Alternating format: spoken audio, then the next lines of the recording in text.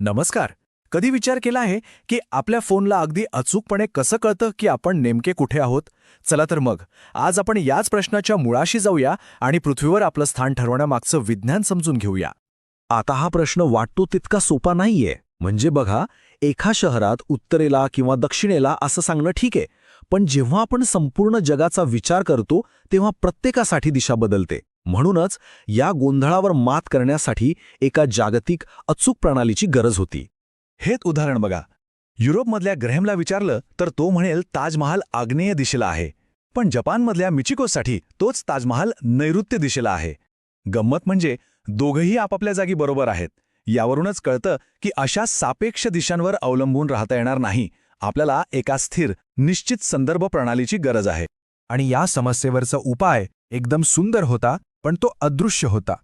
तो उपाय होता संपूर्ण पृथ्वीला एका काल्पनिक जाळीत म्हणजे एका ग्रिडमध्ये बसवणं. पाहूया ही कल्पना नेमकी काम कशी करते. ही कल्पना खरं तर खूप सोपी आहे. शाळेतला ग्राफ पेपर आठवतोय? जशा त्यावर आडव्या उभ्या रेषा असतात आणि आपण कोणत्याही बिंदू शोधू शकतो, अगदी तशीच एक जाळी संपूर्ण पृथ्वीभोवती आहे असं मानण्यात आलं. याच काल्पनिक जाळीला वृत्तजाळी असं म्हणतात. आता या जाळीतल्या ज्या आडव्या रेषा आहेत म्हणजेच अक्षवृत्ते, त्या जणू काही पृथ्वीभोवती असलेल्या एका शिडीच्या पायऱ्या आहेत. या शिडीची सगळ्यात मधली आणि महत्वाची पायरी म्हणजे 0 अंशावर असलेलं विषुववृत्त. तिथून आपण जसजसं उत्तरेकडे किंवा दक्षिणेकडे जाऊ तसतशा या पायऱ्यांचे आकडे म्हणजे अंश वाढत जातात. बरं, आता ह्या आडव्या पायऱ्यांना उभ्या रेषांनी जोडलं की आपली जाळी पूर्ण होते. याच उभ्या रेषांना म्हणतात रेखावृत्ते. या उत्तर ध्रुवापासून दक्षिण ध्रुवापर्यंत जातात आणि यातील 0 अंशाची सुरुवात होते इंग्लंडमधील ग्रीनविच नावाच्या ठिकाणाहून, जिला आपण मूळ रेखावृत्त म्हणतो. आणि जेव्हाही अक्षवृत्त आणि रेखावृत्त एकमेकांना छेदतात तेव्हा एक अचूक जाळी तयार होते. याच वृत्तजाळीमुळं पृथ्वीवरच्या अगदी प्रत्येक जागेला एक युनिक ओळख, एक विशिष्ट पत्ता मिळतो, जो अक्षांश आणि रेखांश यांच्या आकड्यांमध्ये असतो. आता इथे एक जबरदस्त गंमत आहे.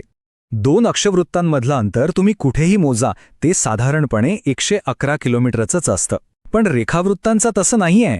विषुववृत्तावर 2 रेखावृत्तांमध्ये 111 किलोमीटरचं अंतर असतं, पण जसजसं आपण ध्रुवांकडे जातो तसतशा या रेषा जवळजवळ येतात आणि ध्रुवांवर तर त्या एकमेकांना मिळतात.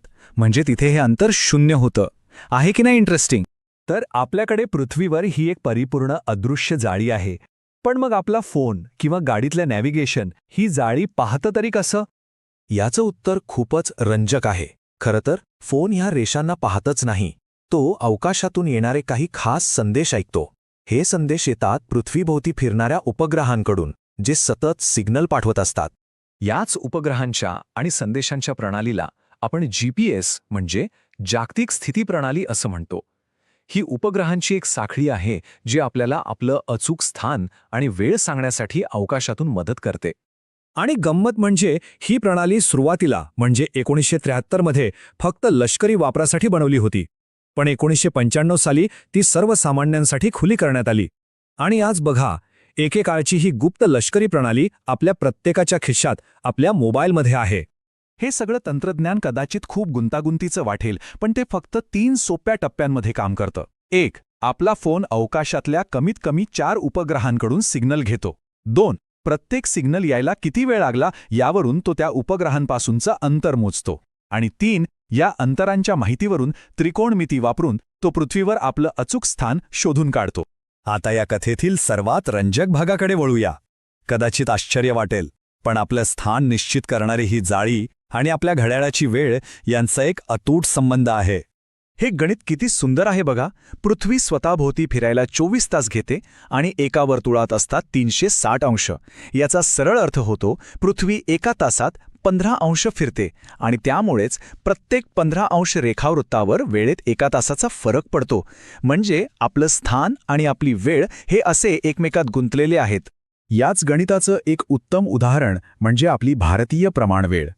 भारताची प्रमाणवेळ 82.5 अंश पूर्व रेखावृत्तावरून ठरवली जाते. हे रेखावृत्त प्रयागराज जवळून जातं आणि संपूर्ण देशासाठी एकच वेळ निश्चित करतं. आणि म्हणूनच जर आपण 82.5 अंशांना 15ने भागलं तर उत्तर काय येतं? 5.5. याच कारणामुळे भारताची प्रमाणवेळ ग्रीनविच वेळेपेक्षा म्हणजे UTCपेक्षा बरोबर 5.5 तासांनी पुढे आहे. हा आकडा थेट त्या रेखावृत्ताच्या स्थानावरून आलेला आहे. तर आपण एका अदृश्य जाळीपासून ते अवकाशातून येणाऱ्या सिग्नल्सपर्यंतचा प्रवास पाहिला. पण या सगळ्याचा आपल्या रोजच्या आयुष्यासाठी आणि विज्ञानासाठी नेमका अर्थ काय? हे इतकं महत्त्वाचं का आहे? याचे परिणाम तर आपल्या अवतीभोवतीच आहेत. इतके की आपण ते गृहीतच धरतो. रोजच्या प्रवासासाठी लागणारे नकाशे, ऑनलाईन मागवलेल्या वस्तूंचं ट्रॅकिंग, जमिनीची मोजणी आणि अगदी हवामानाचा अंदाज, या सगळ्याच्या मागे हीच प्रणाली आहे. तिने आपलं जग अक्षरशः बदलून टाकलं आहे. ही प्रणाली आपल्याला कोणत्याही प्रदेशाचा नकाशा अतिशय अचूकपणे बनवू देते. उदाहरणार्थ, जेव्हा आपण म्हणतो की महाराष्ट्र 16 अंश उत्तर ते 22 अंश उत्तर अक्षांशांच्या दरम्यान आहे, तेव्हा आपण याच जागतिक वृत्तजाळीचा आधार घेत असतो. तर मी कुठे आहे या एका साध्या प्रश्नाचं उत्तर शोधण्यासाठी मानवाने एक संपूर्ण अदृश्य जागतिक प्रणाली तयार केली. आपण रेषा आणि सिग्नल वापरून आपलं जग नकाशात बसवलं आहे.